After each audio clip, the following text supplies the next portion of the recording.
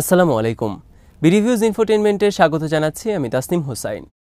হিমালয় অঞ্চলে চীন ভারত সীমান্ত এলাকা পৃথিবীর ঝুঁকিপূর্ণ সীমান্তগুলোর মধ্যে অন্যতম। এই সীমানা নিয়ে 1962 সালে দুই দেশের যুদ্ধ হয়েছে। এরপর বিচ্ছিন্ন কিছু সংঘাত হলেও পারস্পরিক বোঝাপড়ায় সেগুলোর সমাধান হয়েছে। কিন্তু 2020 সালে ভয়াবহ সংঘাতে ভারতের 20 জন সেনা নিহত হওয়ার পর উত্তেজনা আর কমেনি। দুই দেশই সীমান্তে অবকাঠামো গড়েছে, সেনা মোতায়েন বাড়িয়েছে। দুই দেশের কূটনৈতিক সম্পর্ক এই ঘটনার পর ক্ষতিগ্রস্ত হয়েছে। চীনকে ঠেকাতে মার্কিন শিবিরে যোগ দিয়েছে ভারত। সীমান্ত সংকট নিরসনে দুই দেশের সামরিক পর্যায়ে 20 দফা বৈঠক হলেও কোনো অগ্রগতি হয়নি। বিশ্লেষকরা বলছেন, দুই দেশের উচ্চ পর্যায়ে রাজনৈতিক ও কূটনৈতিক যোগাযোগ বাড়ানো না হলে সীমান্তের উত্তেজনা কমবে না। এরকম পরিস্থিতিতে যে কোনো ভুল সিদ্ধান্ত দুই দেশের মধ্যে বড় ধরনের যুদ্ধের কারণ হতে পারে। বিস্তারিত থাকছে হায়দার সাইফের প্রতিবেদনে।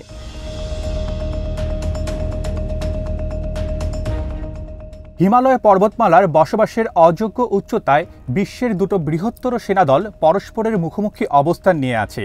চীন ভারতের এই বিতর্কিত সীমান্ত এলাকার প্রত্যন্ত চেকপোস্টগুলোতে মোতায়েন আছে 1 লাখের মতো সেনা। যদিও আন্তর্জাতিক খবরে খুব একটা শিরোনাম হয় না তারা, কিন্তু এটা বিশ্বের চরম উত্তেজনাকর সীমান্তগুলোর মধ্যে অন্যতম।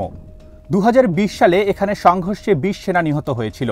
1962 সালের যুদ্ধের পর দুই দেশের মধ্যে এত বড় সংঘাত আর হয়নি।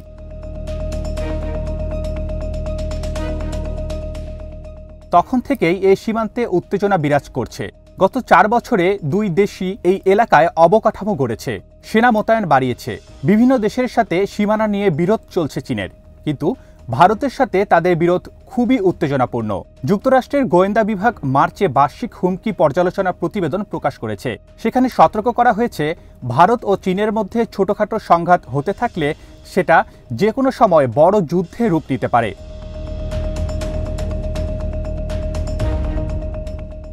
চীনের শ্রেষ্ঠতর সামরিক বাহিনী ও আগ্রাসী পররাষ্ট্র নীতির মোকাবেলায় যুক্তরাষ্ট্র সহ অন্যান্য চীন বিরোধী দেশগুলোর দিকে ঝুঁকছেন ভারতের প্রধানমন্ত্রী নরেন্দ্র মোদী। ইন্দো প্রশান্ত অঞ্চলে তথাকথিত কোয়াডের সাথে যুক্ত হয়েছেন তিনি।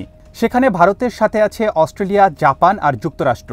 আবার অনেকগুলো খাতে চীনের সাথে দ্বিপাক্ষিক সম্পর্ক স্থবির করে রেখেছেন মোদী। 1962 আর 1988 সালেও সীমান্ত সংঘাতকে কেন্দ্র করে দুই দেশের কূটনৈতিক সম্পর্কের অবনতি হয়েছিল।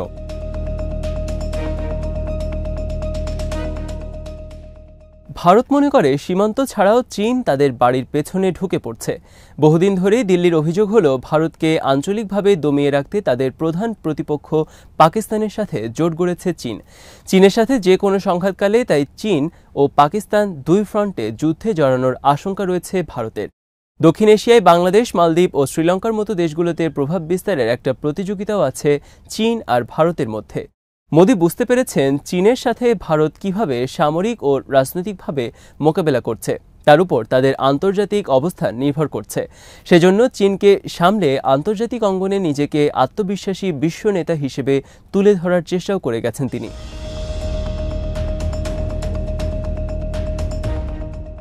মোদীর আগ্রাসী মনোভাব সমস্যা আরও বাড়াতে পারে। মোদী যেভাবে ওয়াশিংটনের সাথে ঘনিষ্ঠতা বাড়িয়েছেন, তাতে চীন ভারতের প্রতিদ্বন্দ্বিতাকে চীন মার্কিন প্রতিযোগিতারই অংশ মনে হয়। কিন্তু ভারতীয় বিশ্লেষক মনে করছেন, এতে করে চীন ভারতকে নিজেদের সমকক্ষ মনে করবে না এবং ভারতকে এড়িয়ে তারা সরাসরি যুক্তরাষ্ট্রের সাথে বোঝাপড়ার চেষ্টা করতে পারে। আবার যুক্তরাষ্ট্রকে বার্তা দেওয়ার জন্য ভারতের বিরুদ্ধে কোনো পদক্ষেপ নিতে পারে চীন।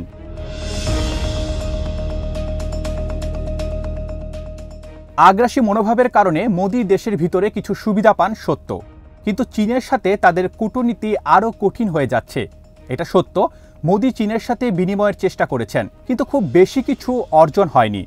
বিশ্লেষকরা বলছেন, সীমান্তে স্থিতিশীলতা এবং আন্তর্জাতিক অঙ্গনে ভারতের বড় শক্তির ইমেজ ধরে রাখতে হলে দিল্লিকে বেইজিংয়ের সাথে উচ্চ পর্যায়ের যোগাযোগ শুরু করতে হবে।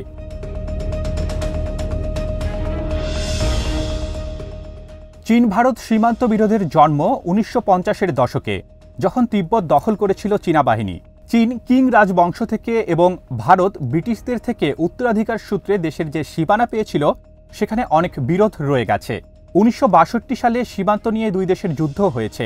ভারত ওই যুদ্ধে দারুণভাবে পর্যুদস্ত হয়।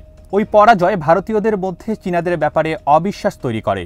ভারতের নীতি নির্ধারকদেরকে ওই ঘটনা এখনও তাড়িয়ে বেড়ায়। 1962 সালের পর বেইজিং যে সীমান্ত রেখা টেনে দিয়েছিল তাতে আপাতত কার্যকর সীমানা হিসাবে দুই দেশ অনুসরণ করছে, যদিও সে ব্যাপারে নীতিগতভাবে কোনো পক্ষই একমত নয়।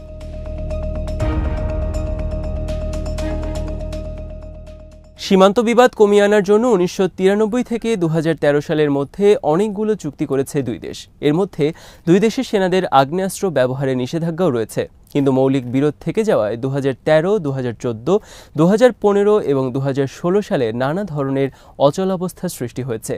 বিরোধ মীমাংসায় 2018 এবং 19 সালে দুই দেশ আনুষ্ঠানিক সম্মেলনও করেছে, কিন্তু এরপরও 2020 সালে সীমান্ত দুই দেশের সেনাদের সংঘর্ষ হয়েছে এবং 20 ভারতীয় সেনা ও 4 চীনা সেনা সেখানে নিহত হয়েছে।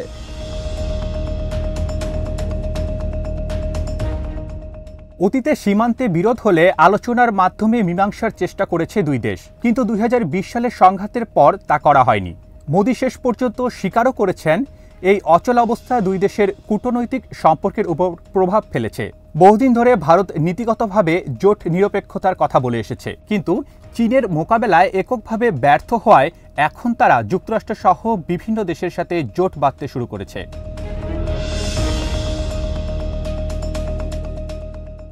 ক্ষমতায় আসার পর মোদি চীনের সাথে অর্থনৈতিক সম্পর্ক বাড়ানোর চেষ্টা করেছিলেন। প্রথম মেয়াদে প্রধানমন্ত্রীত্বের কয়েক মাসের মাথায় তিনি প্রেসিডেন্ট শি জিনপিংকে ভারতে স্বাগত জানান। 2015 সালের মে মাসে তিনি নিজে বেইজিং যান। 2014 থেকে কোভিড সংক্রমণের আগ পর্যন্ত মোদির সাথে 18 বার বৈঠক করেছেন, 5 বার চীন সফর করেছেন। দুই দেশের নেতার মধ্যে যথেষ্ট বিনিময় হয়েছে।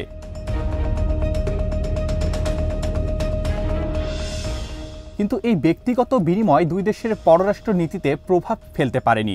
পাকিস্তানের সাথে চীনের সম্পর্ককে ভারত কখনোই ভালো চোখে দেখেনি। অন্যদিকে নিরাপত্তা পরিষদে ভারতের সদস্যপদ বেইজিং আটকে দিয়েছে। 2016 সালে চীনের বাধার কারণে নিউক্লিয়ার সাপ্লায়ার্স গ্রুপের সদস্য হতে পারেনি ভারত।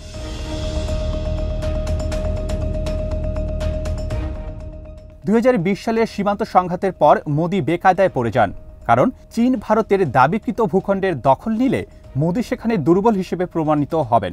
তাই প্রাথমিকভাবে চীনের জমির নিয়ন্ত্রণ নেওয়ার বিষয়টি মোদি সরাসরি অস্বীকার করেন। এই তথ্য যাতে সামনে না আসে সেজন্য চীনাদের সাথে কথা বলাও এড়িয়ে চলেন তিনি। কিন্তু অন্যভাবে চীনের বিরুদ্ধে প্রতিশোধ নেওয়ার চেষ্টা করেন মোদি। তার সরকার 59টি চীনা অ্যাপ নিষিদ্ধ করে, চীনা কোম্পানিগুলোর বিরুদ্ধে কর বাড়ানো হয়, চীনা বিনিয়োগের পথ কঠিন করা হয়।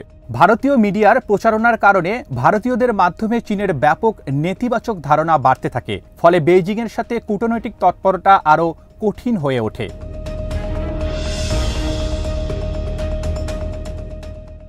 মোদির সমালোচকরা ভূখণ্ডের নিয়ন্ত্রণ হারানোর জন্য মোদিকে দায়ী করেছেন, কিন্তু তাতে তার সরকারের কিছুই হয়নি। হিন্দু জাতীয়তাবাদের ঢোল পিটিয়ে পররাষ্ট্র নীতির ব্যর্থতা থেকে মানুষের মনোযোগ তিনি সরিয়ে রেখেছেন। তাকে সাহায্য করেছে অনুগত ভারতীয় মিডিয়া আর সরকারপন্থী সোশ্যাল মিডিয়া। ভারতে সাধারণভাবে এমনকি পার্লামেন্টেও চীন নীতি নিয়ে কোনো আলোচনা নেই বললেই চলে। চীনের মোকাবেলায় যুক্তরাষ্ট্রের সাথে গাঁট ছাড়া বাধা ছাড়া আর কিছুই করতে পারেননি মোদি।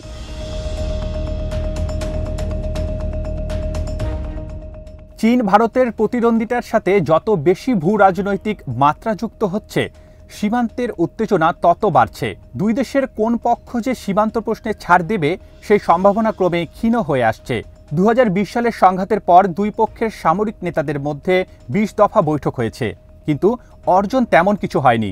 চীন তাদের সামরিক অবস্থানকে আরও সংহত করেছে, ভারতও সেটা অনুকরণ করেছে। সীমান্তে মাত্রা অতিরিক্ত সামরিক সমাগম ঘটেছে।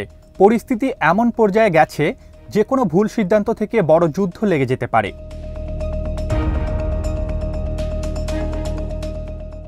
মোদি হয়তো ভাবতে পারেন দেশের মধ্যে তার কিছু লাভ নেই, কিন্তু চীন নীতি বদলাতে না পারলে চীনের বিরুদ্ধে পুরোদমে যুদ্ধে জড়াতে পারে তার দেশ। তখন ভারত এমন পর্যায়ে চলে যাবে যেখান থেকে মোদি আর বিপর্যয় ফেরাতে পারবেন না।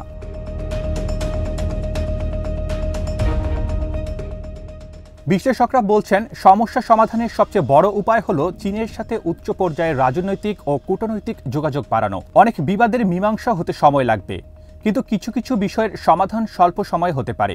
এই অন্তর্বর্তী সময় দুই দেশকেই সংকট ব্যবস্থাপনাকে অগ্রাধিকার দিতে হবে। দ্বিপাক্ষিক চুক্তিগুলোকে কার্যকর এবং আরও জোরদার করতে হবে। চীন ও ভারত দুই দেশই ছোট ছোট কিছু পদক্ষেপ নিলে পরিস্থিতি উন্নতির দিকে যেতে পারে। মনে রাখতে হবে, সময় সংক্ষিপ্ত, কারণ সীমান্তের পরিস্থিতি খুব দ্রুত বদলে যাচ্ছে।